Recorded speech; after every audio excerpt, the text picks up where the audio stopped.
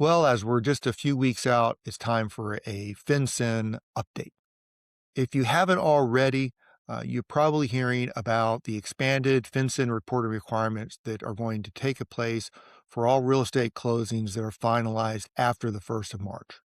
Now, as a realtor, what do you need to know about the process? Here's the bottom line up front.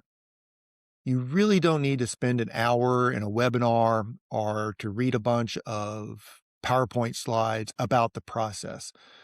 That's not the highest and best use of your time.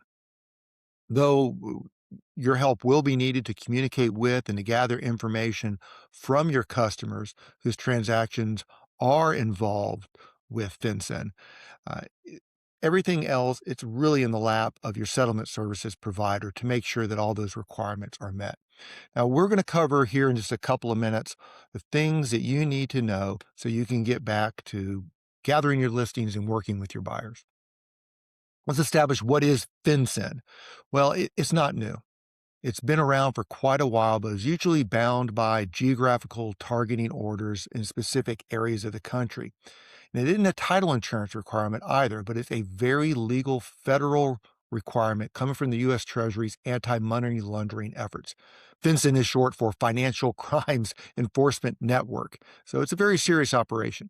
And FinCEN has been successful over the years in tracking down money laundering networks in the geographical areas where it was.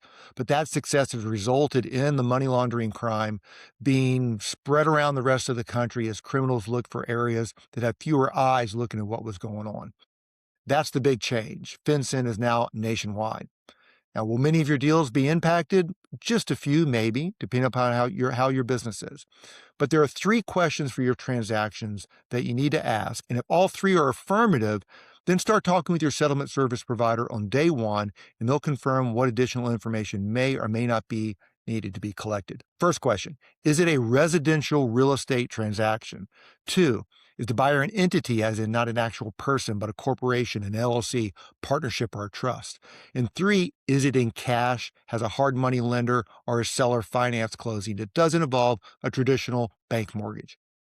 That's all you need to know if FinCEN or prior reporting will kick in for any of your transactions and the additional work you may need to do with your settlement service provider to gather that additional information from the buyer and the sellers in order to be in compliance.